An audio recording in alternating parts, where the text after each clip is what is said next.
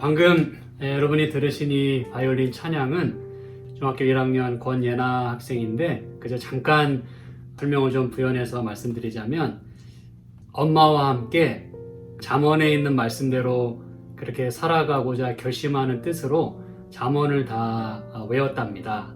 그리고 때마다 이제 저희들에게 그렇게 딸이 연주한 이 곡들을 이렇게 가끔씩 보내주고 있어요. 그래서 매우 이 딸로 인해서 자랑스럽고 또 고맙게 생각한다고 그렇게 얘기를 합니다. 저희들도 참 고맙죠. 그래서 그 마음대로, 그렇죠? 잠언의 말씀대로 살고자 잠언을 통째로 다 외운 그런 그 마음이 얼마나 또 기특하고 또 고마운지 모르겠습니다. 이런 우리의 그런 삶이 그렇게 됐으면 참 좋겠어요. 오늘 여러분과 함께 나누고자 하는 말씀은 마태복음 5장 7절에 있는 말씀입니다. 긍휼히 여기는 자는 복이 있나니 저희가 긍휼히 여김을 받을 것이며. 어떤 분이 이렇게 저한테 물으실 수 있겠습니다. 목사님, 요즘 그 코로나 바이러스 때문에 세상이 난리고 또 우리가 이 예언의 말씀에 비춰볼 때 마지막 때가 틀림없는데 왜 목사님은 이 코로나 바이러스에 대한 얘기는 별로 안 하시고, 아주 안 하는 건 아니니까 별로 안 하시고 뭐 이러한 때 무슨 팔복에 있는 말씀을 살펴봅니까? 좀 시대에 맞지 않는, 상황에 맞지 않는 말씀 아닙니까? 이렇게 물으실 수 있겠어요.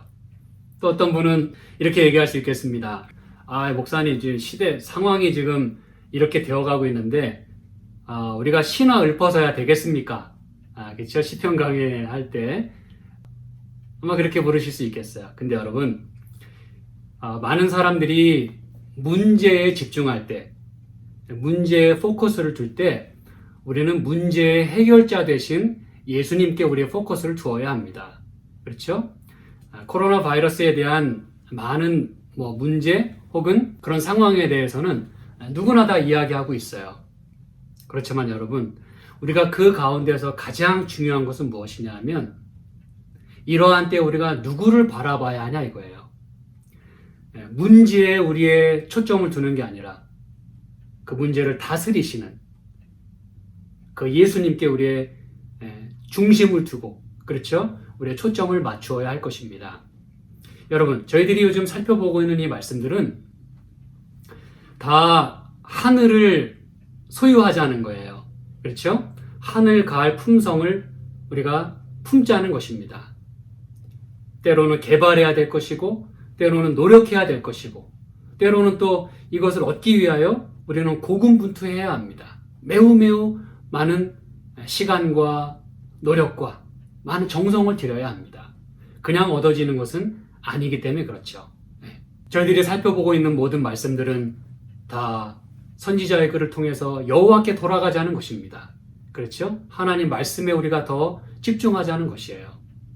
시편도 그러하고 또 팔복의 말씀 또한 우리가 하나님의 품성을 소유하자는 것입니다. 하늘에 갈 그러한 품성.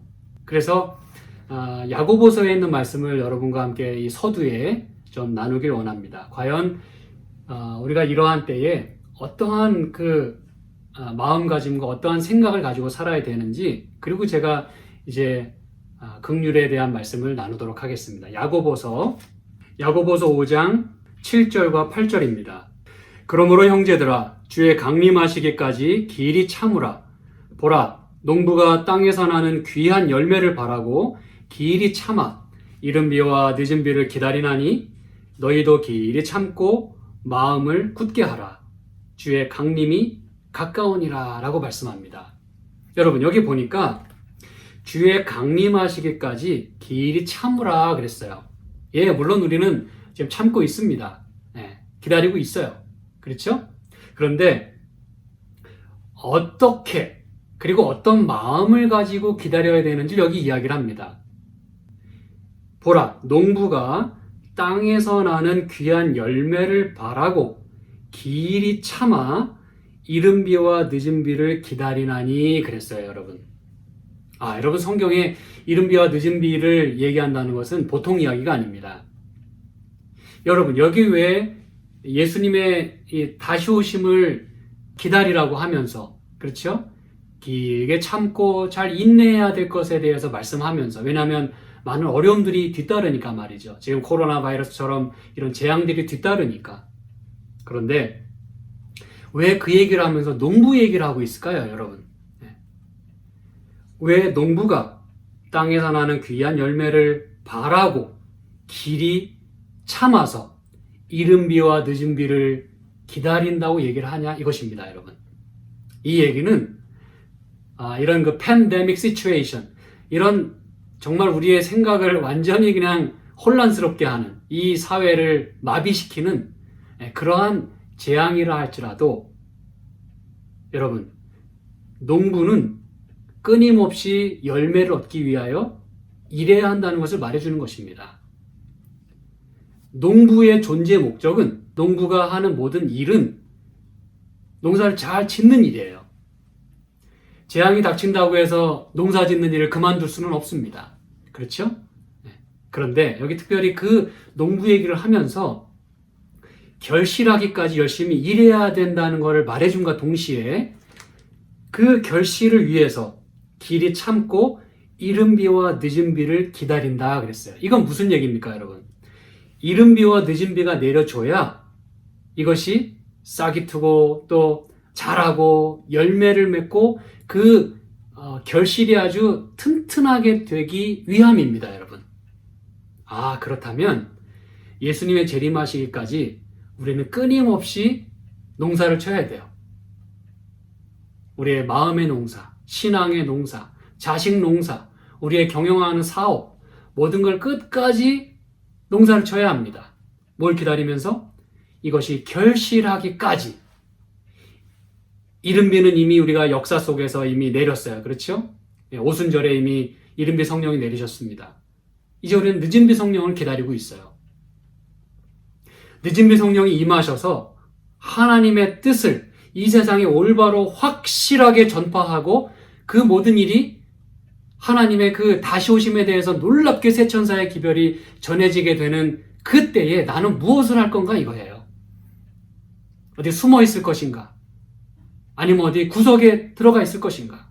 무서워서 문을 닫고 있을 것인가? 아무것도 안 하고 손을 놓고 있을 것인가? 이것입니다, 여러분.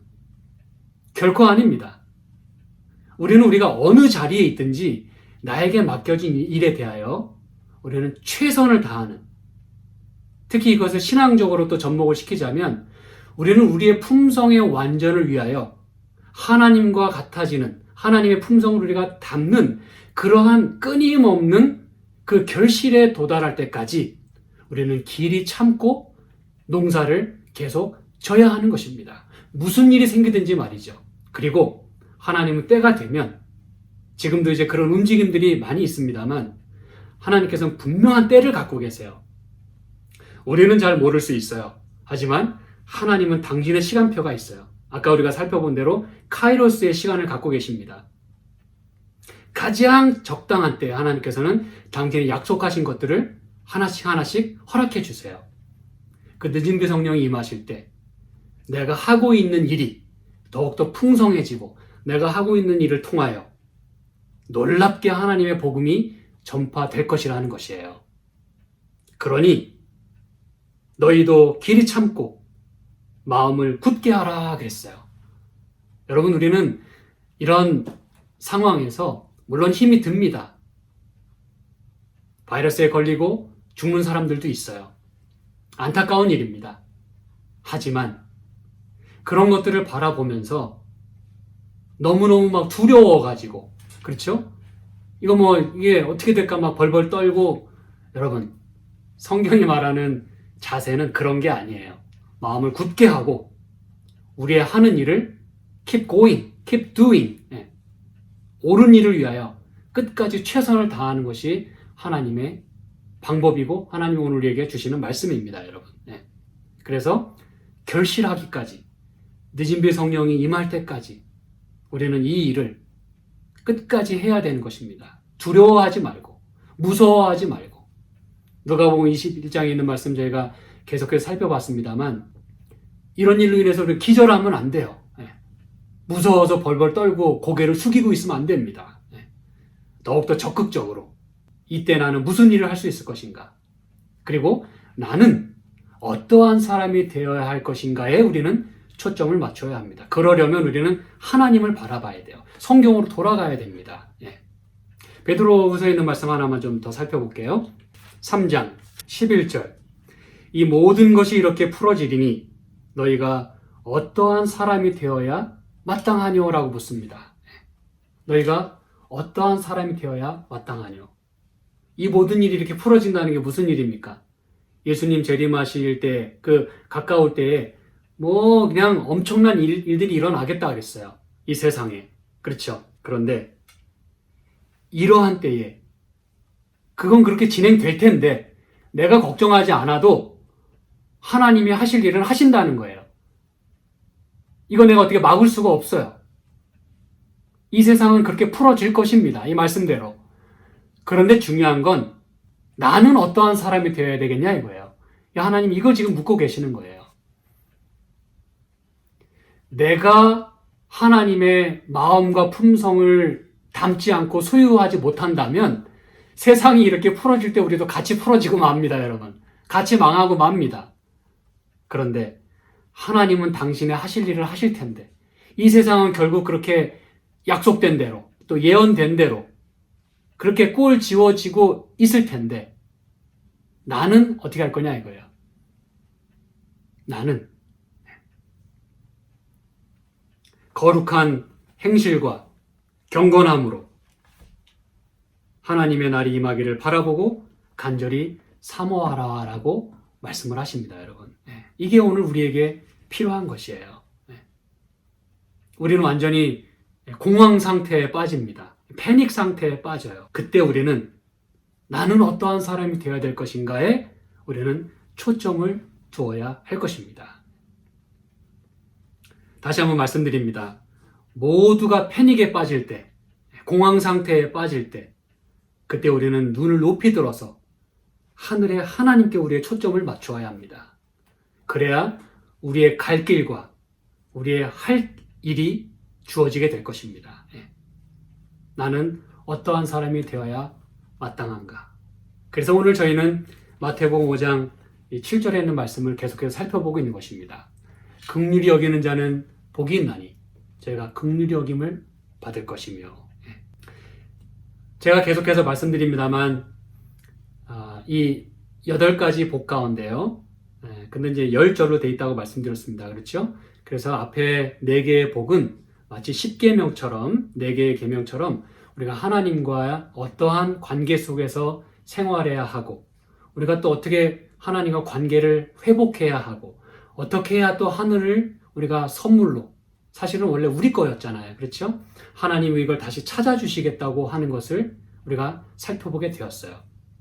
그러니까 오늘부터 살펴보는 이 긍휼 여기는 복부터 해가지고 나머지는 우리가 이제 마치 10계명처럼 우리가 이제 사람들과의 관계 속에서 어떻게 우리가 올바르게 생활할 수 있는지, 어떻게 받은 축복을 또 나누며 살 수 있는지, 어떻게 해야 우리가 함께 이렇게 하나님의 품성을 소유해서 함께 하늘나라에 갈 수 있는지, 이제 그런 것들을 얘기하고 있는 것입니다. 그런 가운데 이제 긍휼히 여기는 자는 복이 있겠다라고 말씀을 하셨어요. 여러분이 이렇게 물으실 수 있겠어요. 여기 긍휼히 여기라 그랬는데 저는 긍휼을 받은 적이 없는데요. 이렇게 얘기하는 분이 있을 수 있겠어요. 내가 지금 힘들어 죽겠는데 긍휼은 무슨 긍휼입니까? 아무도 날 돌아보지 않는데. 과연 그럴까요? 여러분은 이미 여러분이 지금 이 세상에 존재한다는 것 자체가 긍휼을 입었다는 증거입니다. 왜 그런지 아십니까, 여러분?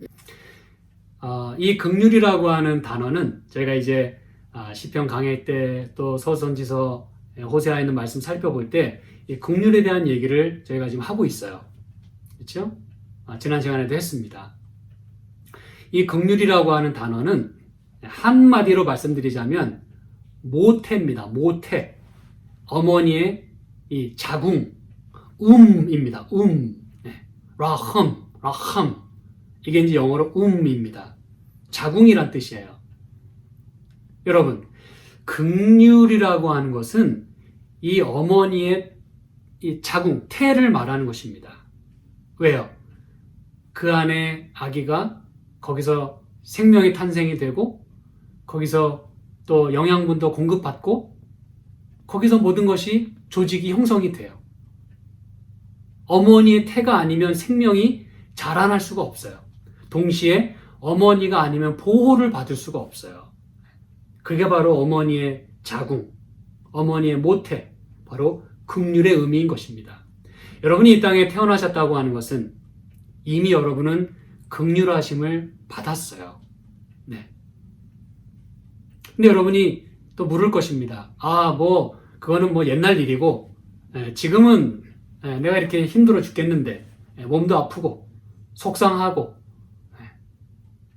아무도 날 돌보는 것 같지 않고, 과연 그럴까요? 어제 저녁에 저희는 이 호세아 1장에 있는 말씀을 살펴봤는데요. 제가 다시 한번 이 부분을 좀 언급해 드리기 원합니다.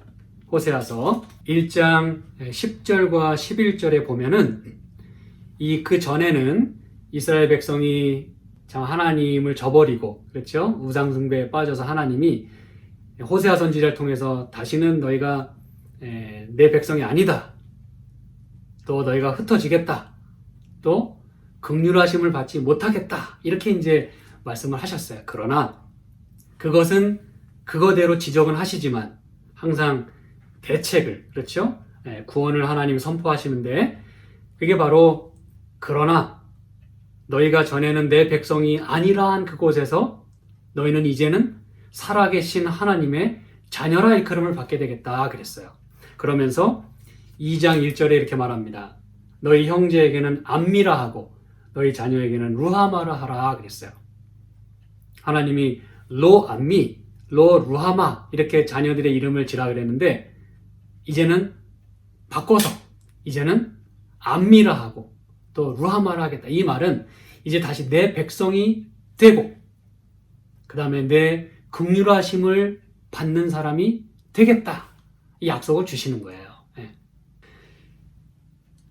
이 부분에 대하여 그 유진 피터슨이란 분은 그 The Message라고 하는 그 바이블을 만드신 그분은 이런 표현을 썼습니다. 그 성경절에 우리가 전에는 nobody였지만 하나님이 다시 우리를 somebody로 바꿔주셨다라고 그렇게 The Message라고 하는 바이블에 기록을 했어요. 참 아름다운 말씀이라고 생각을 합니다. 사람이 하나님과의 언약 관계 속에서 벗어나게 되면 그때 노바디 인생이 되는 거예요. 아무도 그들을 챙겨줄 수도 없고 구원받을 수도 없어요. 하지만 하나님께서 다시 그들을 찾아가시고 다시 그들을 끌어안으십니다. 그 아비가 자식을 불쌍히 여기기 때문에 그런 거죠. 그게 긍휼이란 단어예요. 아비가 자식을 불쌍히 여김같이. 또 이사야 49장 15절에 여인이 그 젖 먹는 자식을 태에서 난 자식을 불쌍히 여기지 않겠느냐.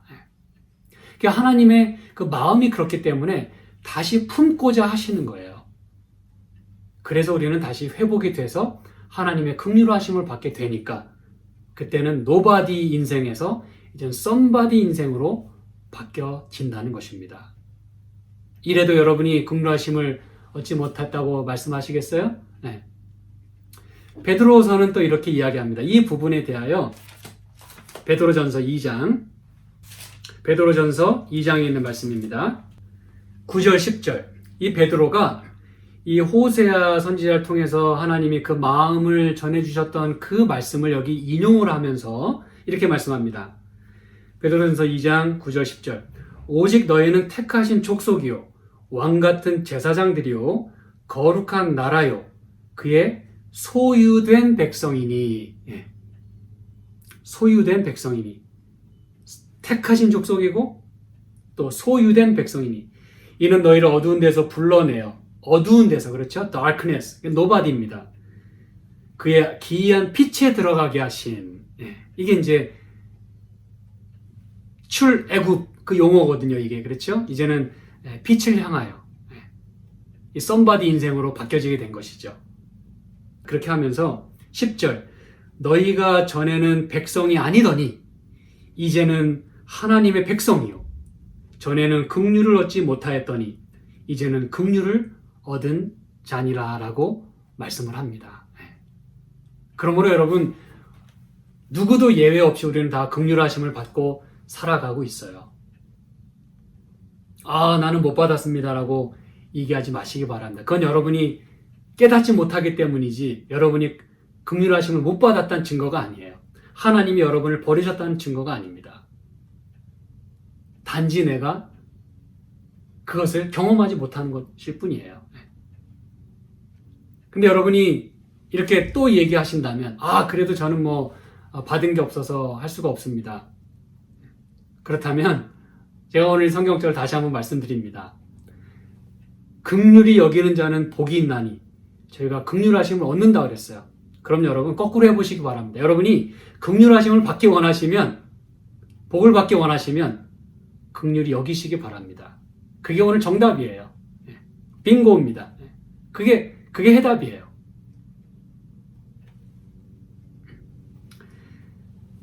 그래서 긍휼을 받은 자로서 우리는 어떻게 해야 될 것인가 이것이죠. 여러분 사랑은 받은 사람이 또 나눌 수 있게 돼 있습니다. 그렇죠? 이 산상보훈이라고 하는 책에 보면 이렇게 말씀해요. 이 긍휼과 관련해서 여호와 하나님께서 모든 자비의 근원이시다 라고 말씀합니다. 그러면서 그분의 이름이 자비롭고 은혜롭고 이시다. 그분은 우리에게 사랑을 받을 만한 가치가 있는지 묻지 않으시고 우리를 오히려 사랑하심으로 우리를 가치 있게 만드신다 그랬어요. 잘 들으셨죠? 하나님은요 모든 긍휼의 그 근원이시래요. 그분에게서 모든 긍휼이 흘러나오는 거예요. 그래서 오늘 내가 내 자신이 무가치하고 아픈 몸 때문에 너무 힘들고 마음도 지치고 살아가기 힘들고 그때 여러분 하나님의 자비하심을 생각하라는 거예요. 그건 무슨 얘기냐 하면 여러분의 마음을 하나님께 오픈하는 것입니다. 하나님의 그 마음을 받기 위하여 하나님의 품성을 내가 담기 위하여 여러분의 마음을 오픈하시면 그분의 그 물줄기가 말이죠. 강같이 흐르는 그분의 그 생수의 강, 그 자비의 그 물결이 나에게로 흘러 들어온다는 얘기입니다, 여러분. 왜냐하면 그분은 source, 그 근원이기 때문에 그래요. 뭔지 아시겠죠? 우리에게 사랑받을 만한 가치가 있는지 묻는 대신에 묻는다면 아무도 사랑을 받을 수가 없겠죠. 그러나 하나님께서는 너 사랑받을 만한가? 라고 점수 매기는 분이 아니라 그냥 사랑부터 해주시고 사랑하다 보면 어떻게 됩니까? 사랑스러워지는 거예요. 가치를 부여하게 되는 것입니다. 그래서 나 같은 죄인을 하나님께서는 우리를 사랑하심으로 우리를 가치 있게 만드셨어요. 여러분, 그런 사랑을 받은 사람이 이제는 나누면 되는 거예요. 마치 제가 좀 전에 말씀드렸듯이 여러분이 마음을 오픈하면 오픈한 곳으로 그 물줄기는 흘러 들어오게 돼 있습니다. 이걸 다른 말로 말씀드리면요. 여러분이 물을 얻기 위하여 수도꼭지를 열잖아요. 그렇죠? 근데 이걸 평소에 닫아 놓으면 물은 절대로 안 나옵니다. 그렇다고 물이 없어요? 아니요. 물은 여전히 있어요. 그런데 여러분이 물을 얻지 못하는 까닭은 수도꼭지를 잠가놨기 때문이에요. 무슨 얘기인지 아시겠죠? 근데 수도꼭지를 여는 순간 물은 콸콸콸 쏟아져 나옵니다. 그 얘기는 수도꼭지를 여는, 다시 말하면 물줄기를 트는 곳으로 물은 흘러가게 돼 있다는 거예요. 그게 바로 자비의 물결이고 사랑의 물결입니다. 내가 오픈하면 흘러 들어오게 돼 있어요. 그러면 여러분이 다시 이 물줄기를 다른 사람을 향해서 틀잖아요? 그럼 신기하게도 그 자비의 물결은, 사랑의 물결은, 그 긍휼의 물결은 글로 또 흘러 들어갑니다, 여러분. 아, 이게 놀라운 이치예요. 너무나 심플하지만 너무나 중요한 이치입니다. 내가 하나님께로부터 공급받아요. 그렇죠? 그러면 나한테로 흘러 들어옵니다. 이제는 내가 다른 사람을 긍휼히 여기기 위하여 내 마음을 오픈하잖아요? 내 손길을 뻗치잖아요? 수도꼭지를 열잖아요? 그러면 그 기다렸다는 듯이 그분의 축복의 물줄기가 나를 통하여, 내 입을 통하여, 내 말과 손과 발을 통하여 그거는 흘러나가게 돼 있습니다, 여러분. 네. 결코 끊이지 않는, 네. 내가 가지고 있는 것만 가지고 주려고 하면 한계가 있어요. 아깝기도 해요. 그렇죠? 네. 그렇지만 하나님께로부터 받는 걸 준다고 생각해 보세요. 그럼 여러분 못할 게 뭐 있습니까? 많이 주려면 어떻게 하면 돼요? 많이 받으면 돼요. 어떻게 받아요? 마음을 여세요. 기도하세요. 긍휼을 구하세요. 울부짖으세요. 그리고 울부짖는 영혼을 향해서 그 물줄기를 이제 트세요. 이게 바로 긍휼히 여기는 자는 복이 있나니 저희가 긍휼히 여김을 받을 것이라고 하는 놀라운 말씀의 그 모습이고 성취인 것입니다, 여러분. 네. 내가 준다고 고갈됩니까? 아니요. 우린 다시 오픈할 거거든요. 하나님 채워주세요. 저 당신의 긍휼이 필요합니다.